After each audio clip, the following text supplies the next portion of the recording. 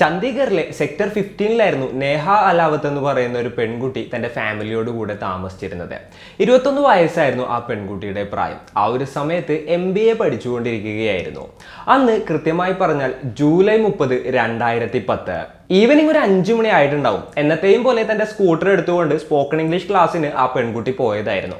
സാധാരണഗതിയിൽ ഒരു രാത്രി 8-8:30 ടൈം ആകുമ്പോഴത്തേനും ആ ഒരു പെൺകുട്ടി തിരിച്ചു വരുന്നതാണ്. എന്നാൽ അന്നത്തെ ദിവസം ആ ഒരു സമയം കഴിഞ്ഞിട്ടും ആ പെൺകുട്ടി തിരിച്ചെത്തിയില്ല. 8:30 കഴിഞ്ഞു, 9 മണിയായി, 9 മണി കഴിഞ്ഞു, 9:30 ആയി. ഇത്രയൊക്കെ സമയമായപ്പോൾ ഈ പെൺകുട്ടിയുടെ അമ്മ ആകെപ്പാടെ പാനിക് ആവുകയാണ്.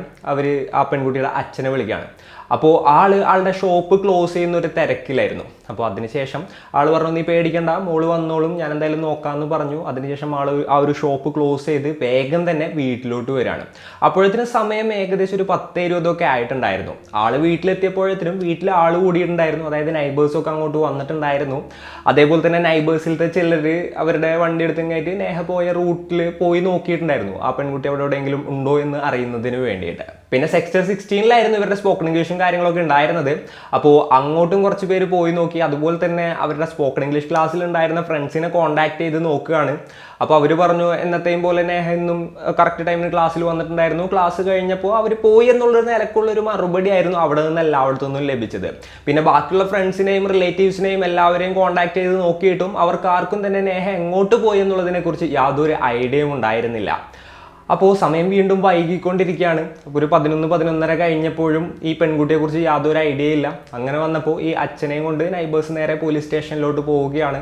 എന്നിട്ട് ഈ പെൺകുട്ടിയെ കാണാനില്ല എന്നുള്ളൊരു മിസ്സിംഗ് കംപ്ലൈൻറ്റ് ഫയൽ ചെയ്യുകയും ചെയ്തു. അപ്പോൾ പോലീസുകാർ പറഞ്ഞു, ഞങ്ങൾ എന്തായാലും നോക്കിക്കോളാം എന്നുള്ളത്.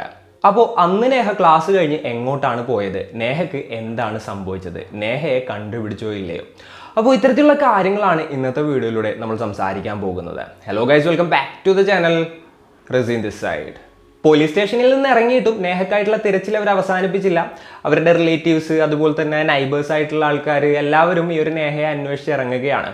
അങ്ങനെ ഒരു 12 മണിയൊക്കെ കഴിഞ്ഞ ടൈമിൽ നേഹയുടെ അച്ഛനൊരു കോൾ വരാണ്. അങ്കിൾ, ഇവിടെ അടുത്തുള്ളൊരു ടാക്സി സ്റ്റാൻഡിൻ്റെ അടുത്ത് നേഹയുടെ സ്കൂട്ടർ കിടക്കുന്നുണ്ട്, അപ്പോൾ ഇങ്ങോട്ടൊന്ന് വേഗം വരാൻ പറഞ്ഞുകൊണ്ടായിരുന്നു ആ ഒരു കോള്. ഈ ഒരു കോള് കേട്ട ഉടനെ തന്നെ അവർ നേരെ ആ ഒരു സ്ഥലത്തോട്ട് എത്തുകയാണ്. അപ്പോൾ നേഹയുടെ സ്കൂട്ടർ അവിടെ കിടക്കുന്നുണ്ടായിരുന്നു. ആ സ്കൂട്ടറുമ്പോൾ ചെറുതായിട്ട് രക്തത്തുള്ളികളും മറ്റുമൊക്കെ ഉണ്ടായിരുന്നു. അപ്പോൾ ആ ഒരു ഏരിയ കംപ്ലീറ്റ് അവർ നോക്കുകയാണ് നേഹയ്ക്ക് വേണ്ടിയിട്ട്. ആ ഒരു ടാക്സി സ്റ്റാൻഡ് കുറച്ച് ഔട്ടറിലായിരുന്നു സ്ഥിതി ചെയ്തിരുന്നത്. അതുകൊണ്ട് തന്നെ ഈവനിങ് ടൈമൊക്കെ കഴിഞ്ഞിട്ടുണ്ടെന്നുണ്ടെങ്കിൽ വലിയ ആൾക്കാരൊന്നും ആ ഒരു ഏരിയയിൽ ഉണ്ടാകാറുണ്ടായിരുന്നില്ല. അങ്ങനെ എല്ലാവരും ആ ഒരു ഏരിയ മുഴുവൻ അരിച്ചു പറക്കുകയാണ്. അവർ ആ ഒരു റോഡൊക്കെ ക്രോസ് ചെയ്ത് കുറച്ച് കാട് പിടിച്ചൊരു ഏരിയ ഉണ്ട്. ആ ഒരു ഏരിയയിലോട്ടൊക്കെ പോയി നോക്കിയപ്പോൾ ഒരു പയ്യൻ ഓടിവായോ എന്ന് പറഞ്ഞ് നിലവിളിക്കുകയായിരുന്നു. എല്ലാവരും കൂടെ അങ്ങോട്ട് പോയി നോക്കുമ്പോൾ ഹാഫ് നേക്കഡായിട്ട് കിടക്കുന്ന നേഹയായിരുന്നു അവർ കണ്ടത്. ഉടനെ തന്നെ നേഹയെ ഒരു വണ്ടിയിൽ കയറ്റി നേരെ അടുത്തുള്ള ഹോസ്പിറ്റലിലോട്ട് എത്തിക്കുകയാണ്. നേഹയെ പരിശോധിച്ച ഡോക്ടർമാർ അവരോട് പറഞ്ഞത് എന്തായിരുന്നു എന്ന് വെച്ച് കഴിഞ്ഞിട്ടുണ്ടെന്നുണ്ടെങ്കിൽ, ഷീ ഈസ് നോ മോർ എന്നായിരുന്നു. അതായത് അവർ അങ്ങോട്ട് ആ ഒരു പെൺകുട്ടിയെ എത്തിക്കുന്ന ആ ഒരു ടൈമിൽ ആ പെൺകുട്ടി മരണപ്പെട്ടിട്ടുണ്ടായിരുന്നു. ഉടനെ തന്നെ ഈ ഒരു വിവരം പോലീസിനെയും അറിയിക്കുകയാണ്. പോലീസുകാർ സ്ഥലത്തെത്തി ഇൻവെസ്റ്റിഗേഷൻ ആരംഭിച്ചു. പ്രാഥമികമായിട്ട് നോക്കുമ്പോൾ തന്നെ ആ പെൺകുട്ടിയുടെ തലക്കടിച്ചിട്ടുണ്ട്. അതുപോലെ തന്നെ എന്താ പറയുക, റേപ്പും നടന്നിട്ടുണ്ട്. അപ്പോൾ ഓട്ടോപ്സിക്കായിട്ട് ആ ഒരു ബോഡി അയച്ചു. അതുപോലെ തന്നെ പോലീസിനെയും ക്വസ്റ്റ്യനെയും കാര്യങ്ങളൊക്കെ സ്റ്റാർട്ട് ചെയ്തു. നേഹയുടെ റിലേറ്റീവ്സ്, ഒപ്പം പഠിക്കുന്ന ആളുകൾ, അതുപോലെ തന്നെ അവരുമായിട്ട് ബന്ധമുള്ള ഒരുപാടധികം ആളുകളെ എന്താ പറയുക ഇതേപോലെ തന്നെ ക്വസ്റ്റ്യൻ ചെയ്തു. എന്നാൽ എവിടെ നിന്നും യാതൊരു ലീഡും പോലീസിന് കണ്ടെത്താനായിട്ട് സാധിച്ചില്ല. അങ്ങനെ ഓട്ടോപ്സി റിപ്പോർട്ട് വന്നു. തലക്കടിച്ചിട്ടായിരുന്നു കൊലപ്പെടുത്തിയത്. അതുപോലെ തന്നെ ക്രൂരമായിട്ട് റേപ്പ് ചെയ്തിട്ടുണ്ടായിരുന്നു. ശരീരത്തിൽ പല ഭാഗത്തും പാടുകളും ഉണ്ടായിരുന്നു. പിന്നെ ആ ബോഡിയിൽ നിന്ന് ഈ റേപ്പിസ്റ്റിൻ്റെ സ്പേം കിട്ടിയിട്ടുണ്ടായിരുന്നു. അതിൻ്റെ ഉള്ളിൽ നിന്ന് അവരൊരു DNA പ്രൊഫൈലും ഇതേപോലെ തന്നെ സെറ്റാക്കുകയാണ്.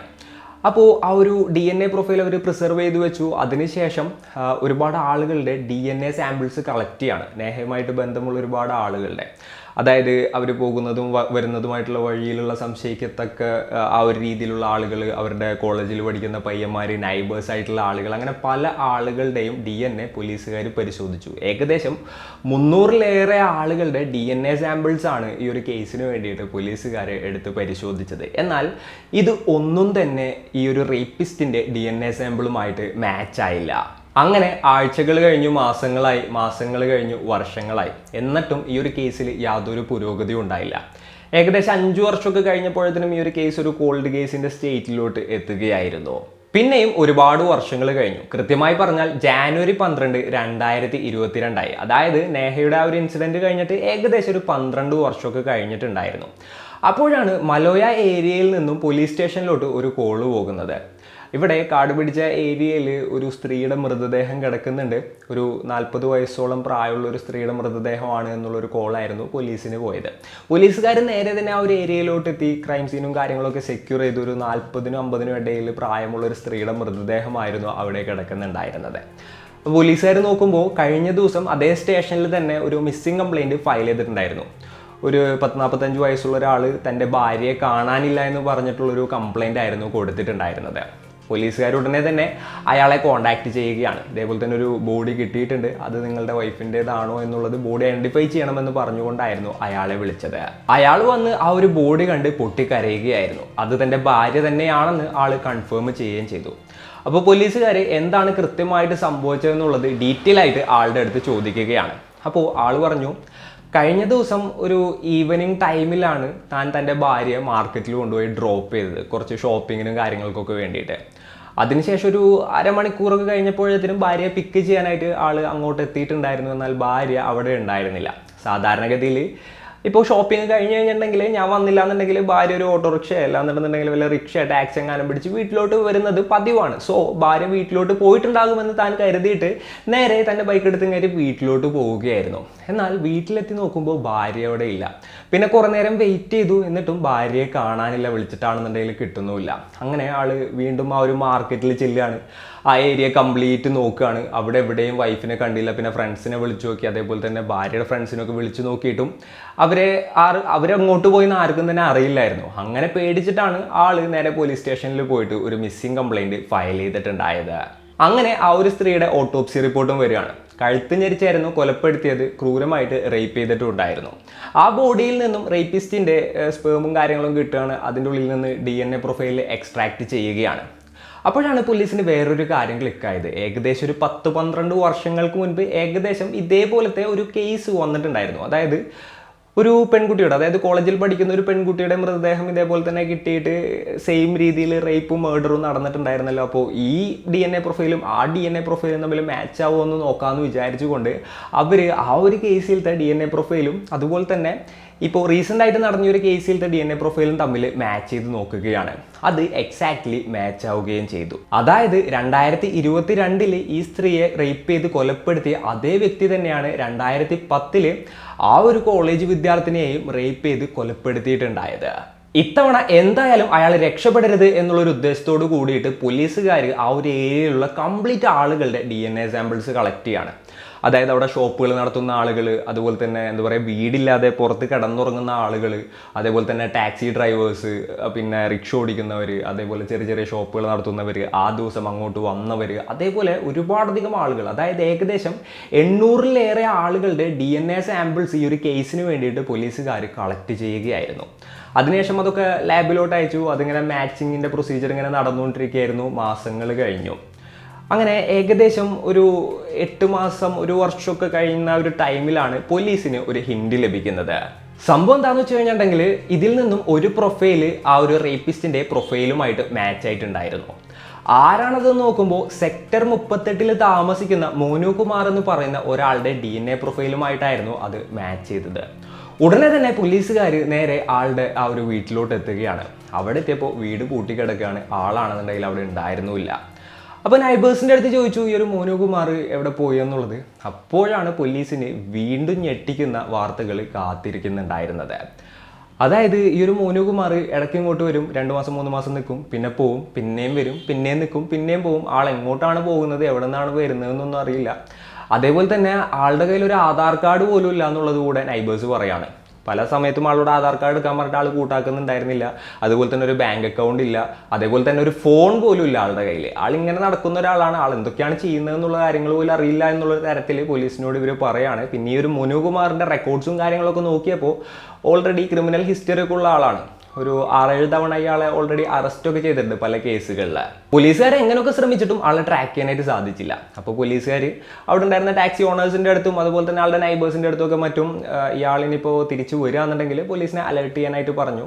അങ്ങനെ വീണ്ടും മാസങ്ങൾ കഴിഞ്ഞു പോയി. ഏകദേശം 8 മാസം കഴിഞ്ഞപ്പോൾ പോലീസിന് ഇൻഫോർമേഷൻ ലഭിക്കുകയാണ് മോനുകുമാർ അവിടെ തിരിച്ചെത്തിയിട്ടുണ്ട് എന്നുള്ളൊരു ഇൻഫോർമേഷൻ ആയിരുന്നു അത്. ഉടനെ തന്നെ പോലീസുകാർ അങ്ങോട്ട് എത്തുകയും അതേപോലെ തന്നെ അയാളെ അറസ്റ്റ് ചെയ്യുകയും ചെയ്തു. ആളെ അറസ്റ്റ് ചെയ്ത് ക്വസ്റ്റ്യൻ ചെയ്തപ്പോൾ എനിക്കൊന്നും അറിയില്ല, ഞാനും ആ ഒരു കൊലപാതകവും തമ്മിൽ യാതൊരു ബന്ധമില്ല എന്നുള്ളതായിരുന്നു ആൾ ആദ്യം പറഞ്ഞത്. എന്നാൽ ആളെ ക്വസ്റ്റ്യൻ ചെയ്യേണ്ട പോലെ ക്വസ്റ്റ്യൻ ചെയ്തു. അതേപോലെ തന്നെ DNA സാമ്പിളിൻ്റെ കാര്യങ്ങളൊക്കെ പറഞ്ഞപ്പോൾ ലാസ്റ്റ് അയാൾ അത് സമ്മതിക്കുകയായിരുന്നു. അപ്പോൾ ആ MBA സ്റ്റുഡൻറ്റിൻ്റെ കാര്യവും അയാളുടെ അടുത്ത് ചോദിക്കുകയാണ്. അതും ആൾ ആദ്യം സമ്മതിച്ചില്ല എന്നുണ്ടെങ്കിലും പിന്നീട് അയാൾ ആ ഒരു കേസും കൂടെ സമ്മതിക്കുകയായിരുന്നു. നേരത്തെ പറഞ്ഞ പോലെ തന്നെ ഇയാളെ ഓൾറെഡി ആയിട്ട് തവണ അറസ്റ്റൊക്കെ ചെയ്തിട്ടുണ്ടായിരുന്നു പല കേസുകളിൽ. പിന്നെ അതേപോലെ തന്നെ ഇയാളുടെ പേരിൽ ഹിമാചൽ പ്രദേശിൽ ഒരു കേസ് ഉണ്ടായിരുന്നു. അതെന്തായിരുന്നു എന്ന് വെച്ച് കഴിഞ്ഞിട്ടുണ്ടെങ്കിൽ 5 വയസ്സുള്ള ഒരു കുട്ടിയെ ആൾ തട്ടിക്കൊണ്ട് പോയിട്ട് റേപ്പ് ചെയ്തിട്ടുണ്ടായിരുന്നു. ആ കേസിൽ ഇയാളെ അറസ്റ്റ് ചെയ്യുകയും ചെയ്തു. എന്നാൽ തെളിവുകളുടെ അഭാവത്തിൽ ഇയാളെ കോടതി വെറുതെ വിടുകയായിരുന്നു. അപ്പോൾ ഈ പോലീസുകാർ ആ ഒരു കേസും നീയാണോ ചെയ്തതെന്ന് ചോദിക്കുകയാണ്. ആ ഒരു കേസും അയാൾ എന്താ പറയുക സമ്മതിക്കുകയാണ് ഉണ്ടായത്. പിന്നെ പോലീസുകാർ പറയുന്നതിനനുസരിച്ചിട്ട് ജസ്റ്റ് 3 കേസുകളെ കുറിച്ചിട്ടുള്ള തെളിവുകളും മറ്റുമൊക്കെയാണ് കിട്ടിയിട്ടുള്ളത്. ഇതിൽ കൂടുതൽ ഇരകൾ ഇയാളുടെ കൈ കൊണ്ട് മരിച്ചിട്ടുണ്ടാകാനുള്ള സാധ്യതകളും അല്ലാന്നുണ്ടെങ്കിൽ റേപ്പ് ചെയ്യപ്പെട്ടിട്ടുണ്ടാകാനുള്ള സാധ്യതകളൊന്നും തന്നെ തള്ളിക്കളയാനായിട്ട് സാധിക്കില്ല. ഇയാളൊരു സീരിയൽ റേപ്പിസ്റ്റ് ആണെന്നുള്ളൊരു നിലയ്ക്കായിരുന്നു പോലീസ് ഉദ്യോഗസ്ഥർ പറഞ്ഞത്. ഈ മോനുകുമാറിൻ്റെ കേസിൽ ഇവർ 3 പേരും കൂടാതെ വേറെ ഇനി ഏതൊക്കെ വിക്ടിംസ് ഉണ്ട്, അതുപോലെ തന്നെ ഇയാളുടെ കൈകൊണ്ട് വേറെ ആരെങ്കിലും കൊല്ലപ്പെട്ടിട്ടുണ്ടോ, അല്ലാന്നുണ്ടെങ്കിൽ വേറെ എന്തെങ്കിലും ക്രൈമുകളൊക്കെ ചെയ്തിട്ടുണ്ടോ ഇയാൾ തുടങ്ങിയിട്ടുള്ള കാര്യങ്ങളെല്ലാം തന്നെ അന്വേഷിച്ച് വരികയാണെന്നുള്ളതാണ് നമുക്ക് അറിയാനായിട്ട് സാധിച്ചിട്ടുള്ളത്. എന്തൊക്കെയാണെന്നുണ്ടെങ്കിലും കേസുകൾ നടന്നുകൊണ്ടിരിക്കുകയാണ്. ഇയാളിപ്പോൾ ജയിലിലുമാണ്. അപ്പോൾ ഇന്നത്തെ ഒരു വീഡിയോയിൽ ഇത്രയൊക്കെ തന്നെയാണ് പറയാനുള്ളത്. ഈ ഒരു സ്റ്റോറി കേട്ടപ്പോൾ നിങ്ങൾക്ക് എന്താണ് തോന്നിയത്? നിങ്ങളുടെ തോട്ട്സും മറ്റും എന്തൊക്കെയാണെന്നുണ്ടെങ്കിലും താഴെ കമൻറ്റുകളായിട്ട് രേഖപ്പെടുത്തുക. And it's me, Razin, signing off. Peace. Stay peaceful, guys. Stay safe.